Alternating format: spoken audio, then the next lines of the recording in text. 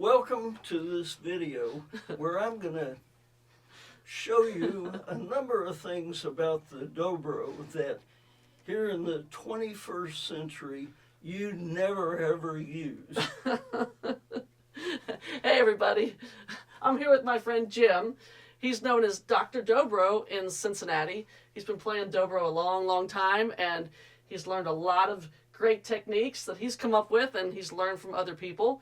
And we were hoping that he could show you all these techniques in this video. Yeah, I want to say, it's not very often that somebody is so talented and creative that they reinvent an instrument. And I guess, Trina, you could say, of course, Earl Scruggs took the banjo, and it was never the same after that. And here in the last, 50 years or so, Jerry Douglas came along and reinvented the dobro, and it's never been the same. He developed a style playing lots of notes, riffs of single notes, and it just really fit bluegrass in a way that the dobro could keep up with the banjo and the other instruments. So, it's just phenomenal what he did. And of course, when somebody does that, people begin to imitate them.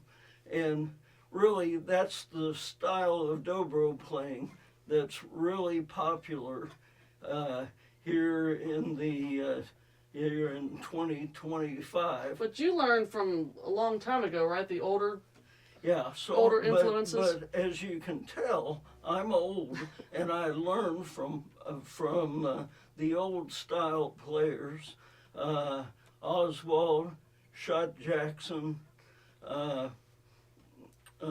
some from Bill Carver that played with Wilma Lee and Stoney.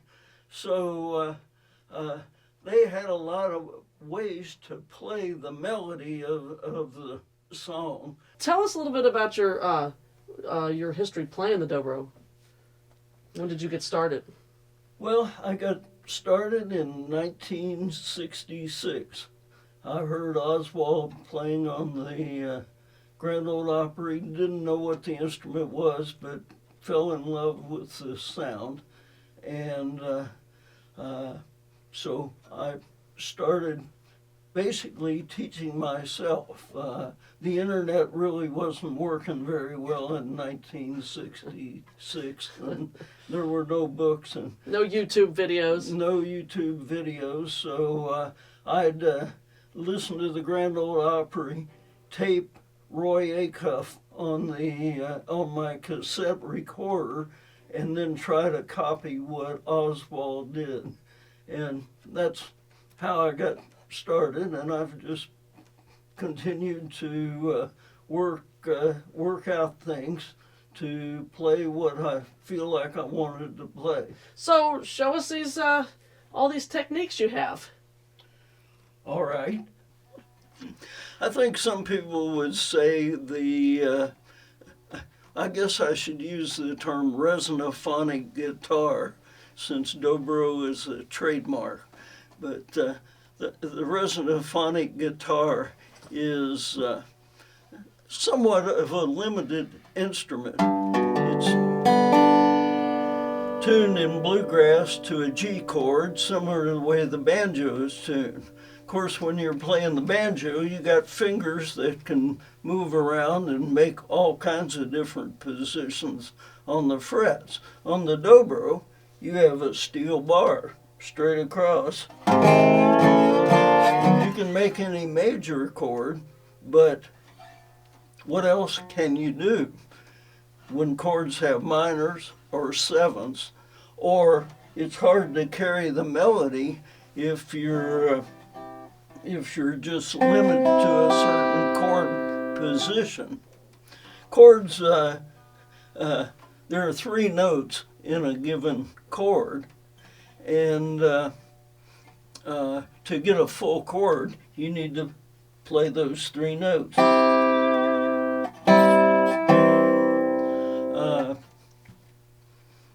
to make to follow the melody better on the guitar, it's somewhat of a challenge. But the chord has 3 notes, but you can get by often with just playing 2 of them, and you can pick a place on the neck to play them so that you can follow the melody. So if you're trying to make a minor chord, you may fake it in some kind of way, and we'll talk about that.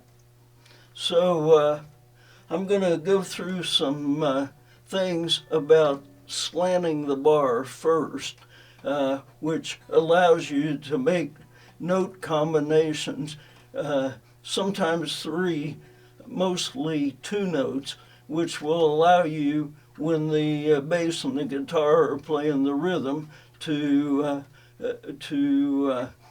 play a minor chord or a 7th chord and so on. The first thing, a 2-fret slant between strings 1 and 3 can actually give you a full chord. So there's a G chord. If I put the bar at the 9th fret on the 1st string and the 7th fret on the 2nd string, on the 3rd string,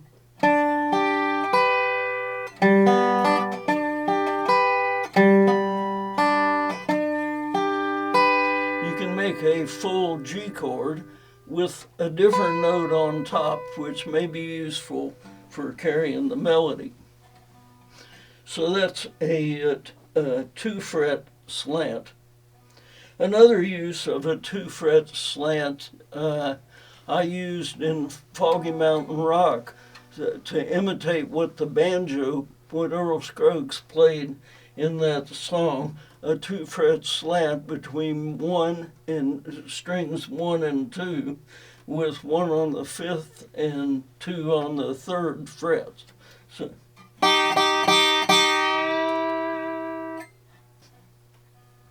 and then there are 1-fret slants on strings 1 and 2.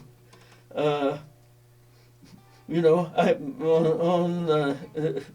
that 2-fret slant where I got 3 notes, you could also just do 1 and 2, and it gives you a nice way to go from a 1 chord to a 4 chord. Like in the green, green grass of home.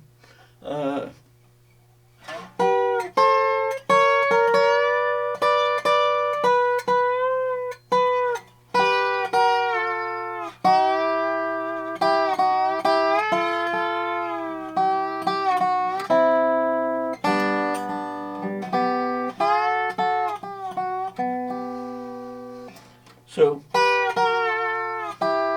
gives a nice kind of pretty sound to go from a 1 chord to a 4 chord.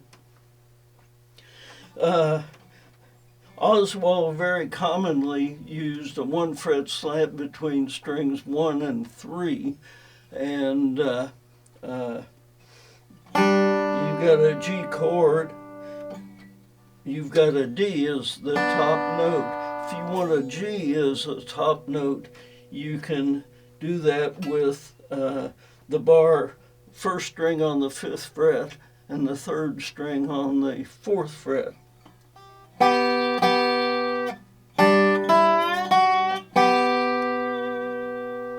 And Oswald, and then he would move the bar up and go to that first slant that I made. So he did that a lot at the end of his breaks and so on. So that's a couple of forward slants. You can also do backwards slants, and Shot Jackson did this quite a bit. Like if you wanted to kick off Blue Eyes Crying in the Rain, you might do it if you're playing in C. So you got the bar at the 5th fret. You move the bar up the 2nd string to the 6th fret and the 4th string to the 7th fret. So.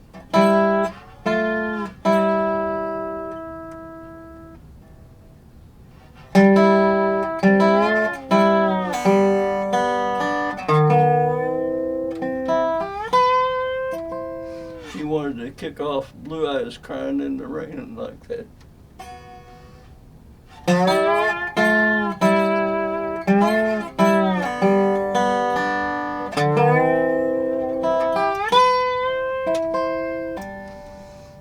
I used a backward slant on strings 2 and 3 to go from a 1 chord to a 6 chord when I was kicking off crazy with the Katie Lauer band.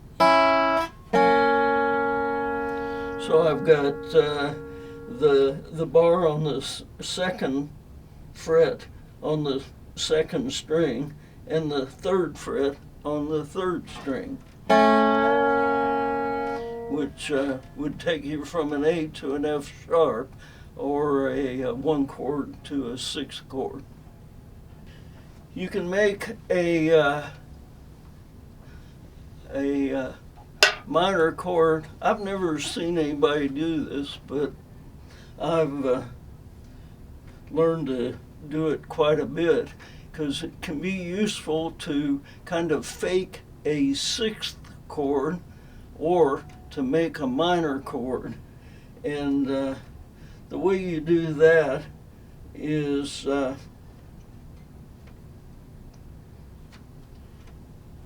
let's say you're in G. You want to make a 6th chord. You set the bar at the 5th fret, but you tilt the bar and you've got the corner of the bar between the 1st and 2nd strings. And that allows you to play the 3rd string 1 fret down. And you get a sound like that, which you can call it a G6, or you can call it an E minor, whichever you want to call it. But in if you're playing some bluesy thing,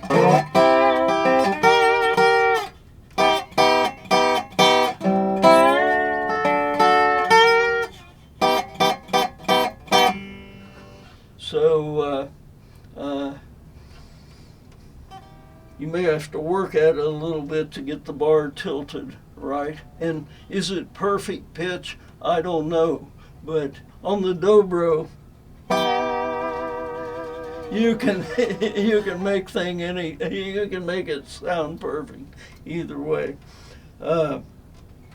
Another place I did that was on strings 3, 4, and 5, where same thing. I split between 3 and 4. In this case, on the 6th fret, and played the 5 on the 5th fret. And it just makes a nice sound for if you're going into a chord. In this case, I'm going into the 2nd fret, an A chord.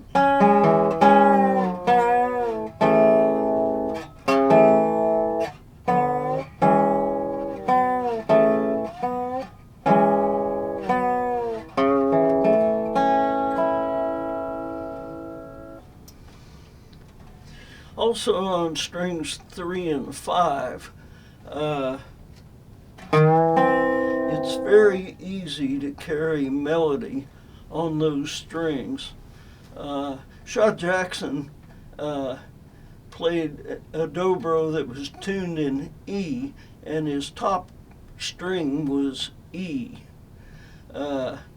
So he could walk up and down the scale on strings 1 and 3. Well, I'm kind of doing the same thing on strings 3 and 5, where there's a C chord, and the C is string 3 at the 5th fret. And so by slanting the bar, you can go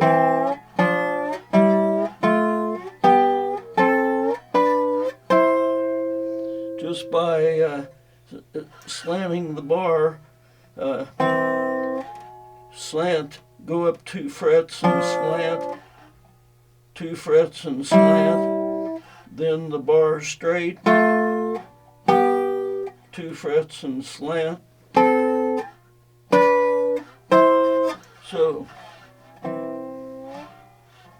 So you can, he played Ashes of Love with Johnny and Jack.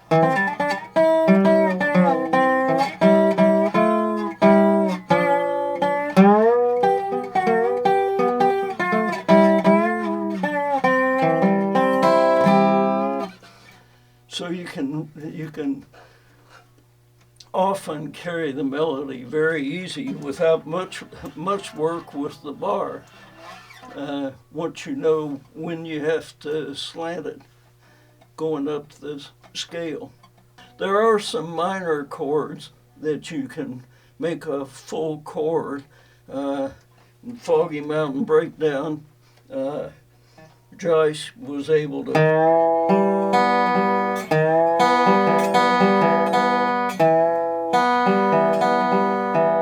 where I'm playing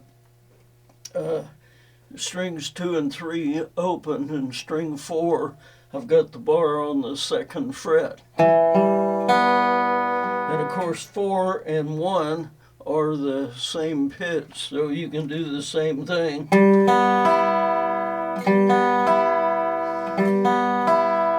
So you can make those E minor chords. Also with B minor, you can make a full chord.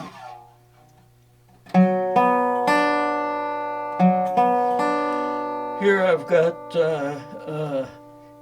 the 1st string open, and I got the bar on the 4th fret for strings 3 and 4. Actually, you can play all 4 of those strings because the 2nd string open is a B.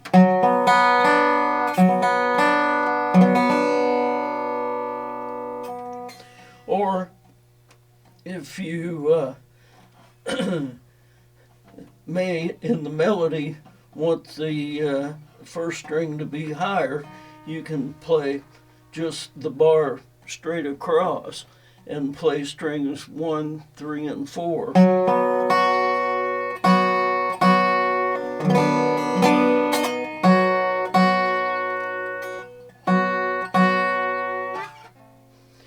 And for that, when you're kind of faking a minor, you can do that in A minor as well, or anywhere up the neck. And then I mentioned before, when we were splitting between 1 and 2, strings 1 and 2, you make a chord that really is a minor chord. So A minor, the bar on the 2nd fret, strings 1, 3, and 4, you can do the same thing, make an A minor at the 10th fret, splitting between 1 and 2, and the 9th fret on string 3.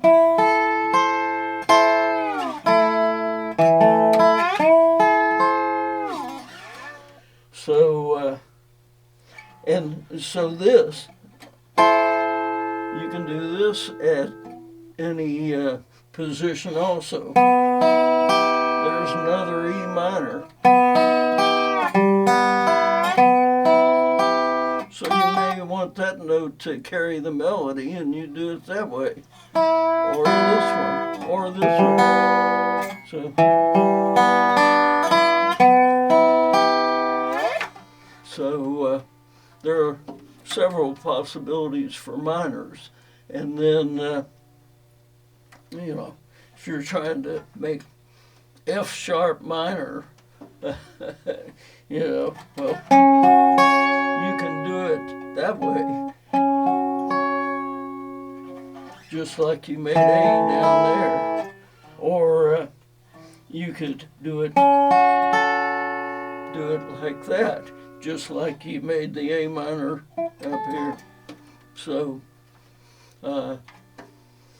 you can do better making minors than you think you might be able to with a straight bar and an instrument tuned to a major chord.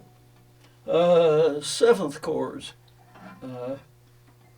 There are certainly some possibilities in doing that. I've made an A7th chord by tilting the bar, putting the bar on fret 2, strings 1 and 2, and play the third string open. So it gives a nice A7th. Where you could walk from A7th into D. E7th, you have, if you have this open string, a D string, string number 1, which would be the 7th note of an E chord, so you can put the bar at the 9th fret and have the D open, string 1 open. And you can do this in other places. This, I've got the bar slanted. I've got string 1 open, string 2 on the 5th fret, string 4 on the 4th fret.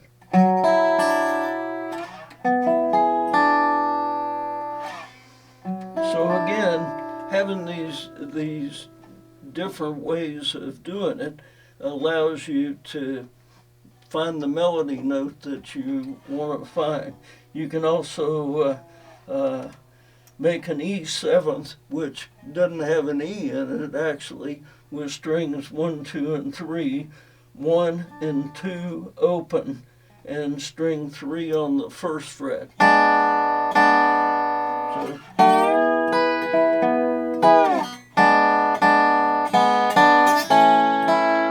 where you can walk into A. So you could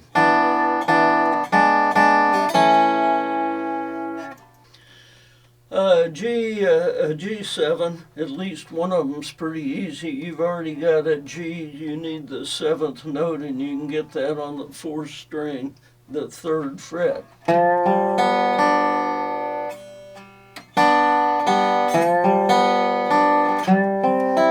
walk into a C.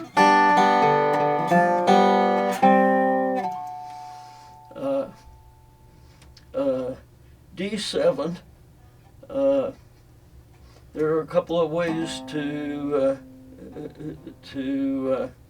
get a, is there a couple of ways to do a D7?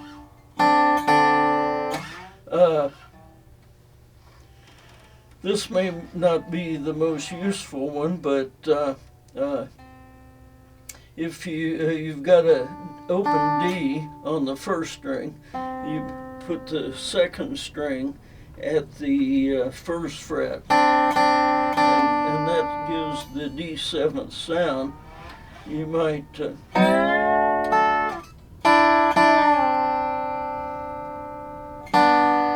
So if you go from D to D7 to G.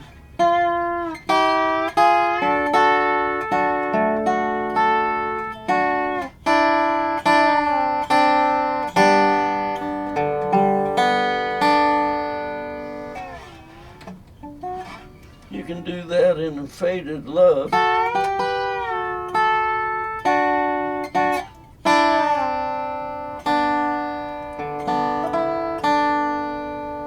So, and then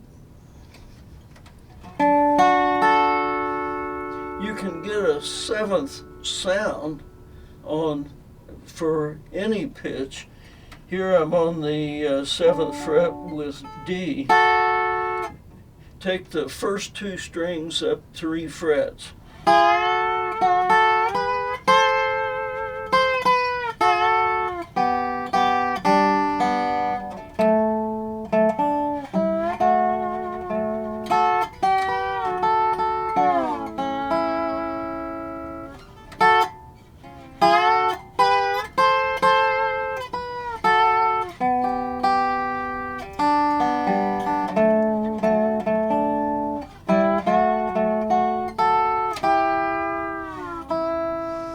There's another 7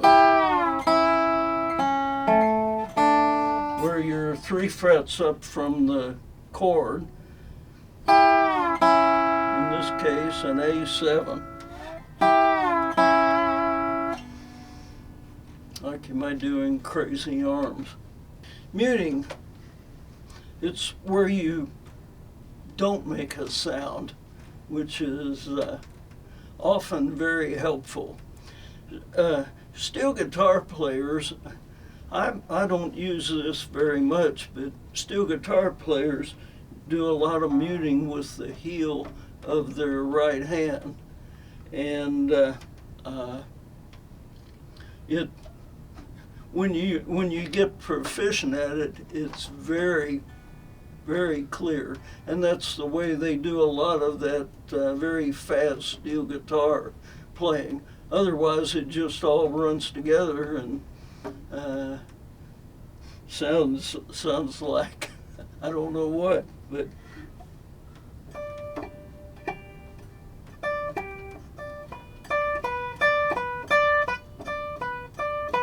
as opposed to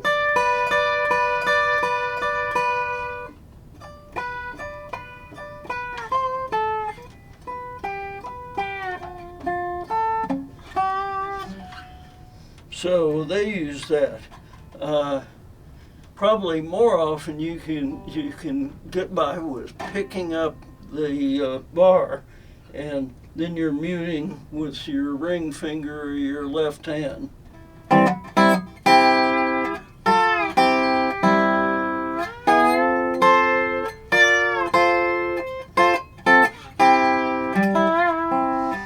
You may not want to have a kind of a sharp sound like that, but if you do, that's the way to do it.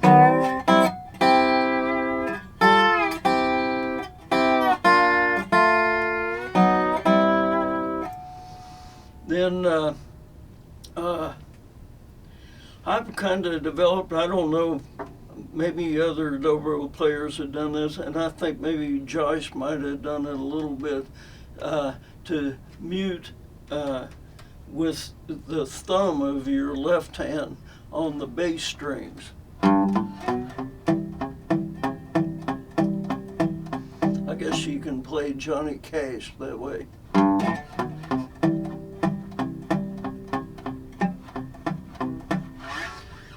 Where I've got the bar, in this case on the 5th fret, and I've got my thumb right on the string.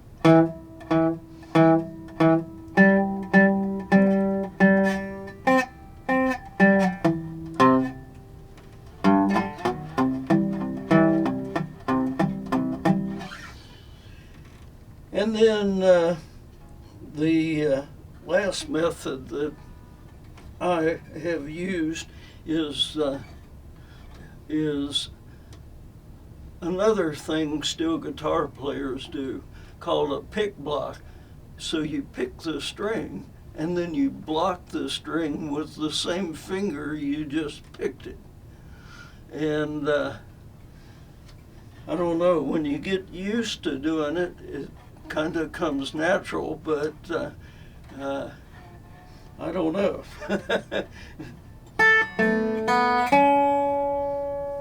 So I don't know if you can see the motion that I did, like I'm walking into something.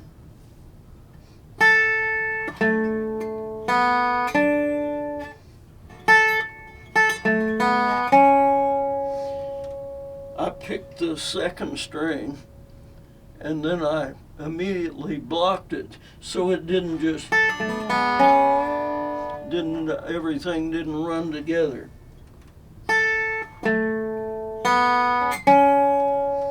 So I've got my finger, the pick's blocking the second string right after I picked it.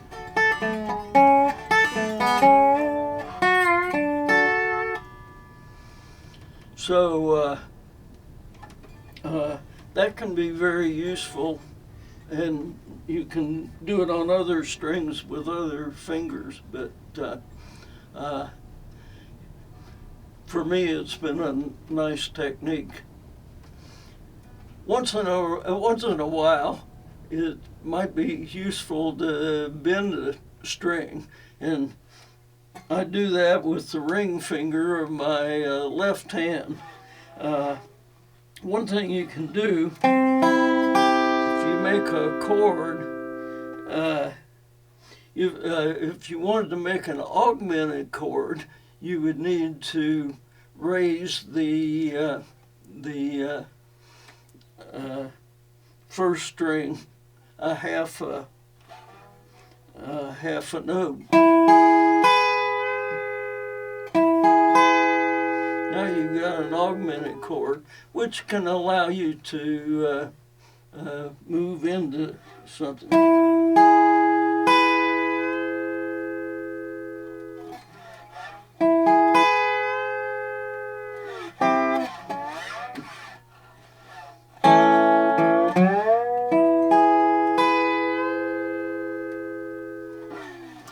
So you can also bend the second string. It just kind of gives a little bit of a bluesy sound.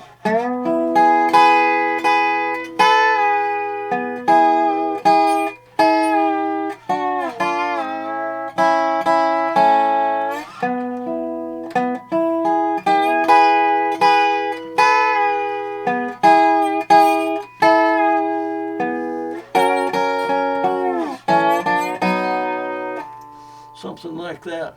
So you might find a song where you can throw that in and it just kind of fits what you're doing. So I had no idea how Oswald made that sound on the Great Speckled Bird, so I was young and naive and stupid, and I just said, well, now I've got this dobro and I don't know anything about it. I'm just going to go talk to Oswald. And I got in the car and went down to Nashville and went to Roy Cuff's hobby exhibits place where Jimmy Riddle and Oswald and the other people in his band, they hung out there. And so Oswald, I can't remember exactly. I think he said primary and secondary chimes that he used. And I guess the primary chimes that he talked about, where you mute the string at the 12th fret. Dobro's tuned to G, that gives you chimes in G. If you do it at the 5th fret, you get the same thing, chimes in G, only an octave higher.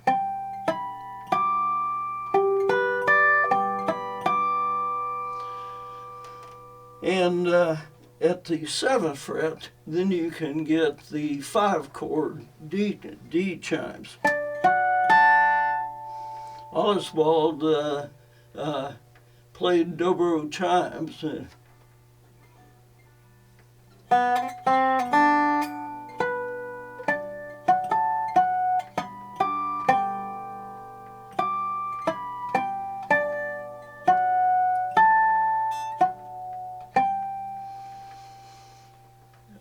And there were other songs, I think, that he had that had chimes in them. But that's the, I mean,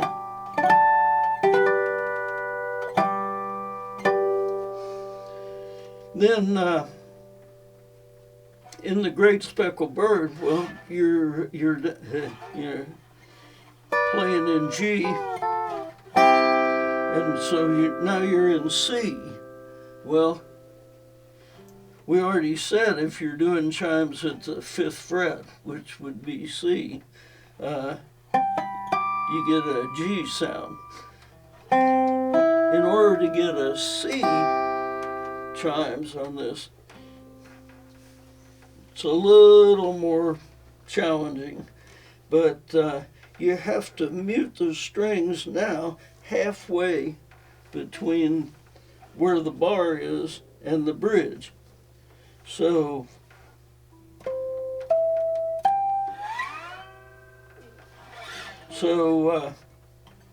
in order to do that, you just have to figure out how you're holding your hand, and if you're too far up, you won't get anything. If you're too far back, you won't get anything. But if I wanted to do it for D, then I've got to be a little closer to the bridge. Or E. So you learn where you would hit those strings. And basically what you're doing, I'm looking here because I just know how far from, I know when I'm picking here, this is going to be halfway between the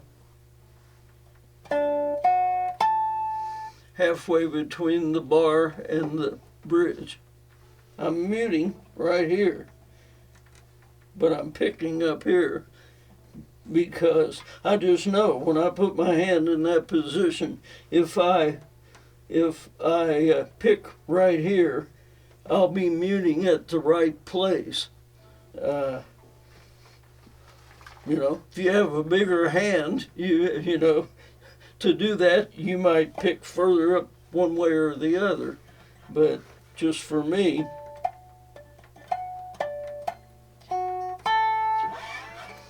another thing Oswald did, I guess you could walk into a chord a number of ways, and he did it with all of them. You could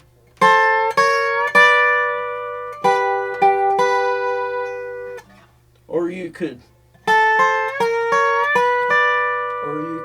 stagger, play 2-1, 2-1, 2-1.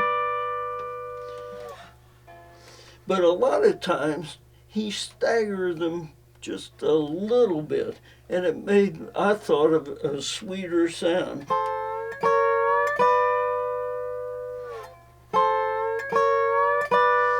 So I'm doing the same thing, but I'm hitting the second string before the first string, but just barely before it, as opposed.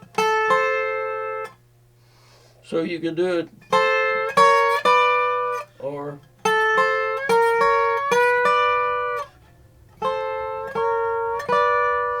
so it gives, to me, a sweeter sound, and Oswald did that a lot.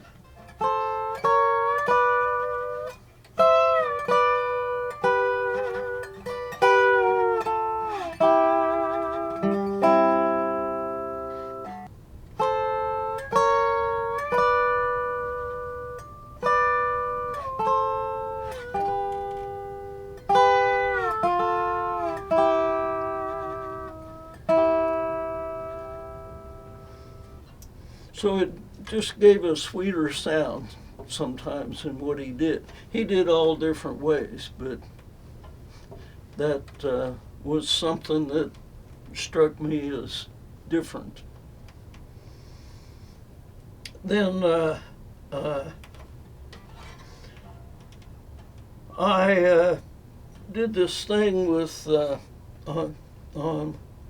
we were playing Up This Hill and Down, and Sonny Osborne had a kickoff to that was pretty funky. And so I tried to figure out how I could come close to that on the dobro.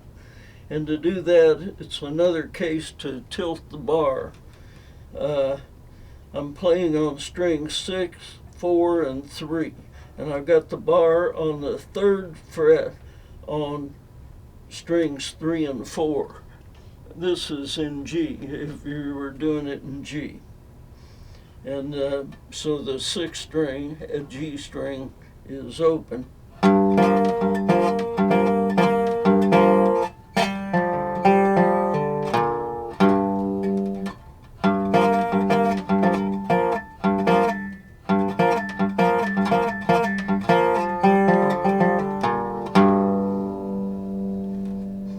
And that's a case where picking up the bar kind of gives it a different sound.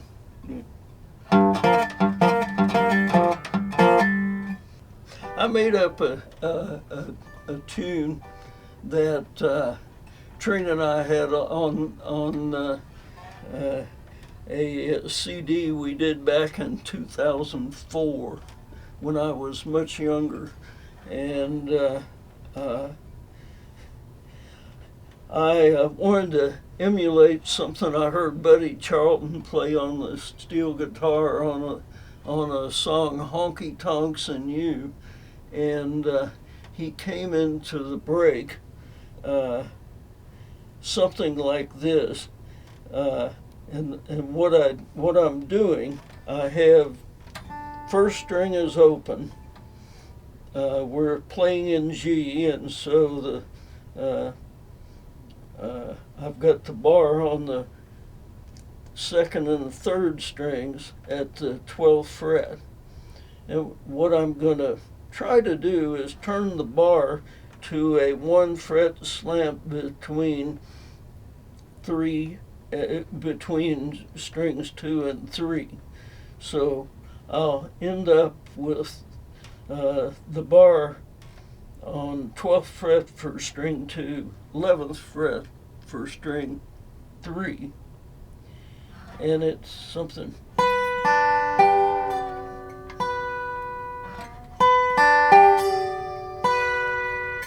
So you've got that.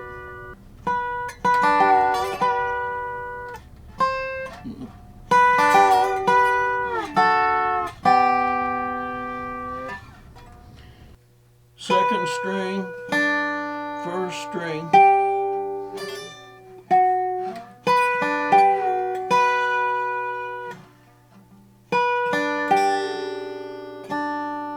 first string stays open, and so what you end up with,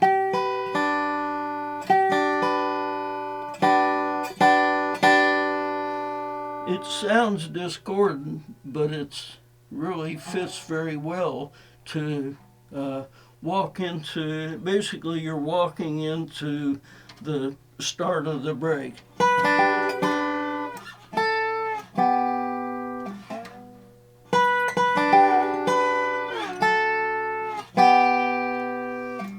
So 2nd string, 12th fret, 1st string open, 3rd string, 12th fret to the 11th,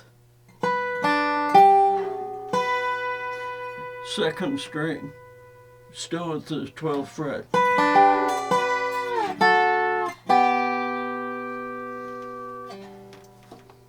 So we already talked about muting the strings with your left thumb, the bass strings, and I did that in Cannonball Blues. And also, I periodically pulled the bar back from the 1st string because that gives a good passing note. So something like this.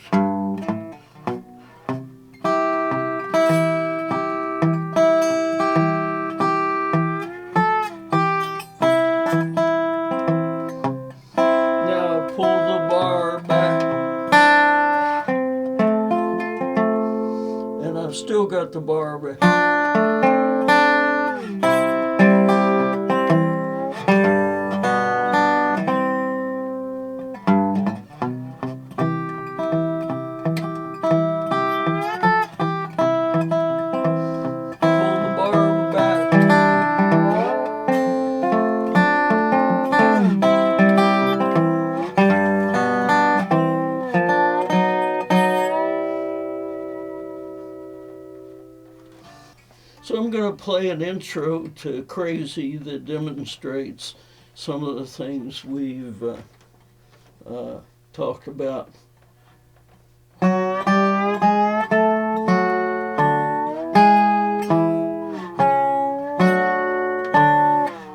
Up to there, I'm just playing octaves on the strings. And here I'm using the 1 fret backward slant between 2 and 3 to go from an A to an F sharp, a 1 chord to a 6 chord.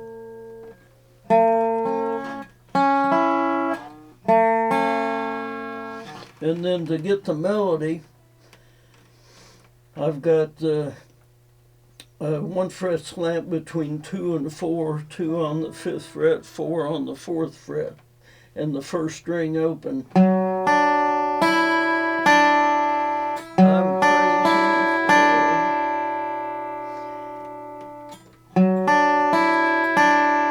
And then we talked about splitting on 3, 4, and 5, splitting 3 and 4 at the 6th fret, 5 at the 5th fret.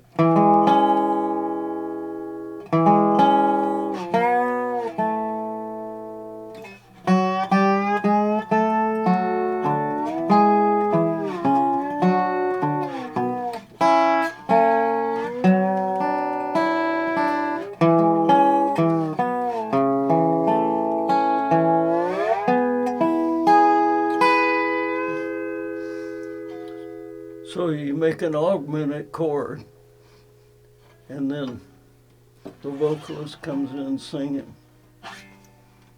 Okay, I'm going to get the guitar now, and I'm going to play some songs with Jim. Hopefully try to accompany him so you can see these techniques in practice. And we're going to do just different songs, give examples of how these techniques can be incorporated into each of these songs. So let's start with, you want to do The Great Speckled Bird? That's a good place to start. It's where I started when I heard Oswald play it on the Grand Ole Opry and made me want to play the dobro. He did a number of things. He would, on the strings 1 and 2, where you kind of stagger them a little bit to give a sweet sound, he did the, what I think he called secondary chimes. You got to talk to him, correct? Yeah. I talked to him more than once. Wow. And he called what was the regular chimes? He called something, and yeah, the regular chimes, just where you use your little finger, your left hand. The Oswald showed me the secondary chimes, where you got to get the heel of your right hand halfway between the bridge and the bar in order to make a sound.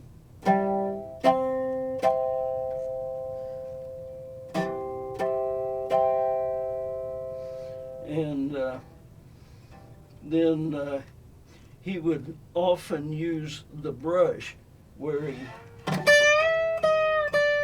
you rake over strings like 5 to 2 and pick string 1. Are you gonna do that in the tilt song? The bar. So I'm gonna do those 3 things. Okay, in this cool. song. All right, Great Speckled Bird.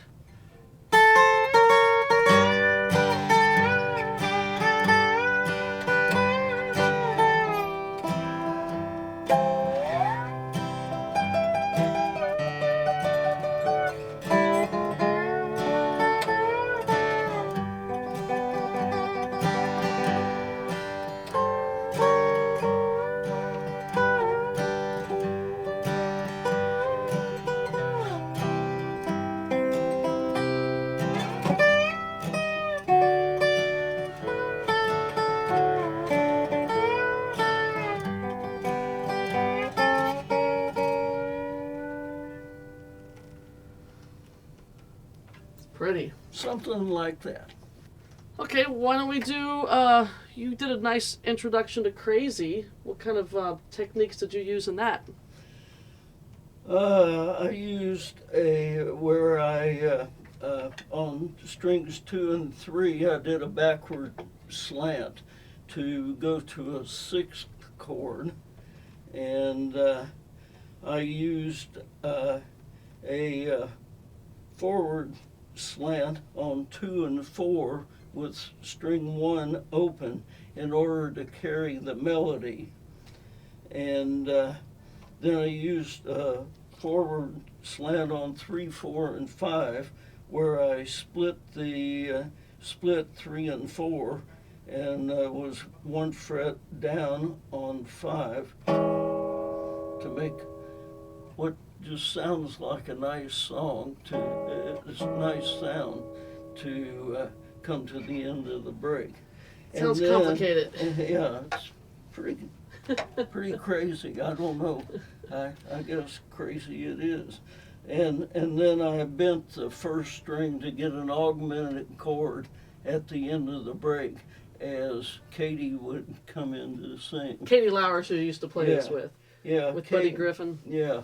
Buddy Griffin played the fiddle and we split the break, but he liked the way I kicked it off, so I stole the kickoff from him, I guess. All right. So it went something like this.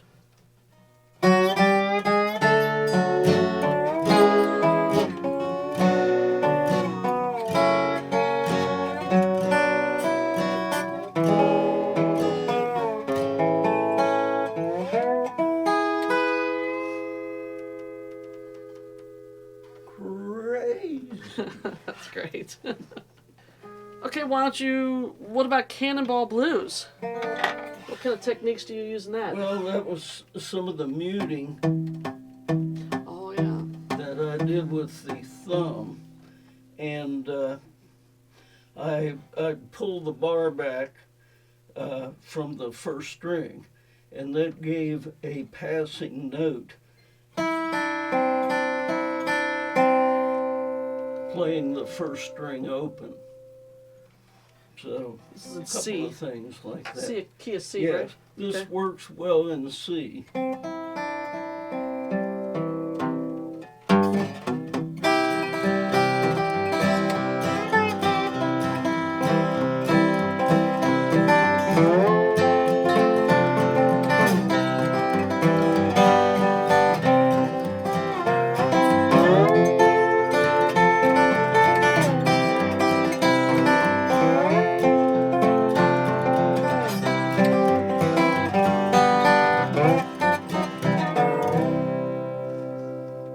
That's great.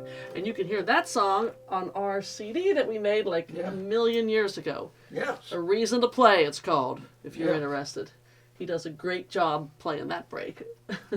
And we used part of that on our Another CD. on the Cincinnati Radio Band Yep. CD to kind of introduce the show. Yep. Okay, what else we got? How about some Faded Love? Faded Love. What is that? What techniques do you use in that? Well, one of the methods to get a clean sound is to pick block, and I use pick blocking kind of on the intro. I've got the bar on the 7th fret, but with the first string open, and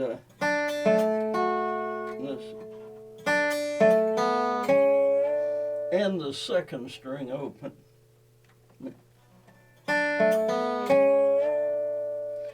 But in order to get a clean sound, when I hit the second string,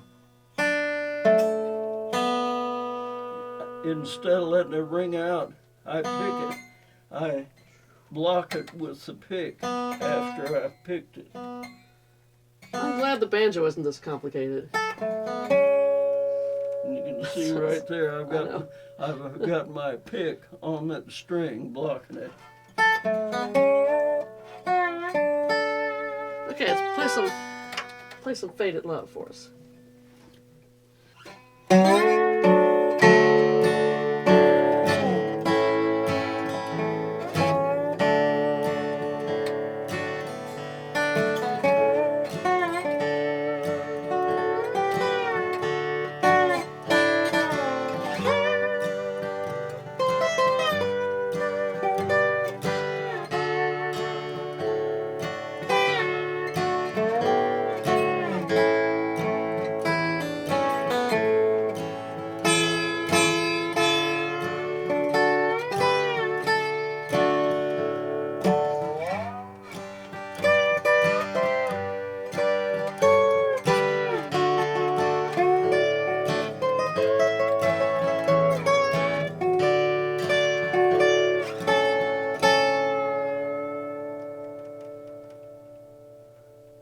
secondary chime thing in there, too. Yeah. That was pretty.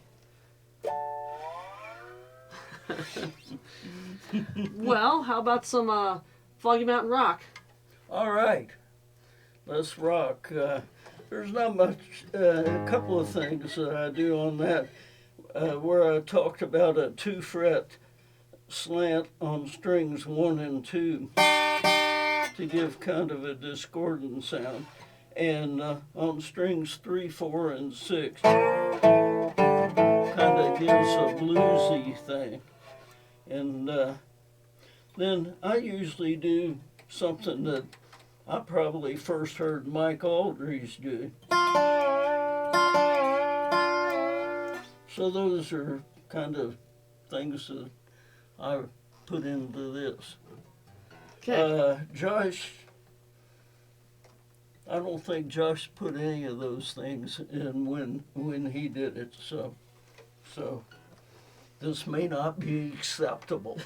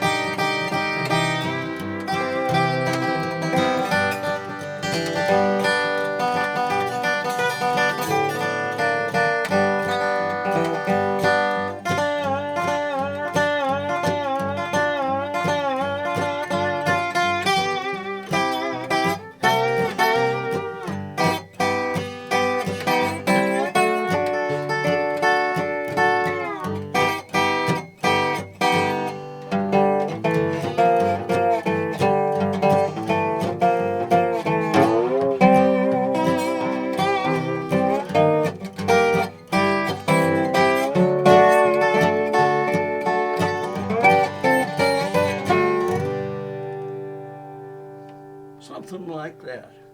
That's good. Okay. Someday Soon? Someday Soon. That was a song written by Ian Tyson, and I don't know who had records on this song, probably lots of people. I listened to Emmylou Harris do it, and she's got a great voice and really puts a lot in the song. But the reason we pulled this song out is because it's got a very nice melody, and there are a lot of tricks to following the melody, because the verse has 3 minor chords. So we're going to see if we can do that.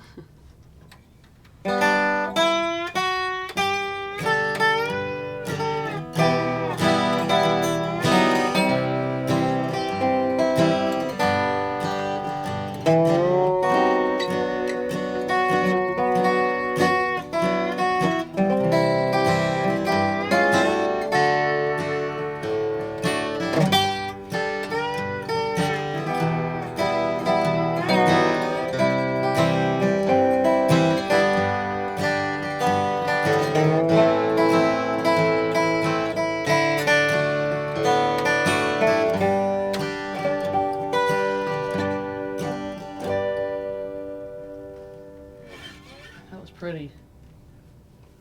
So there was an E minor, which I made in 2 different ways, and B minor, where you can get it here. This is the melody note, doing strings 1, 3, and 4, and the same with A minor on 2nd fret to follow the melody. Anything else, Jim? That was great. thanks for doing this. That was great, wasn't it? It's a lot of years of knowledge, and I just really appreciate you taking the time to And put it we out did there. all these songs, you know, probably on stage you'd play them, most of them a little faster, but we tried to do it slow so people could hear these oddball things that I made up. Okay, Jim, thanks. All right. Thank you for doing this. Thanks for listening.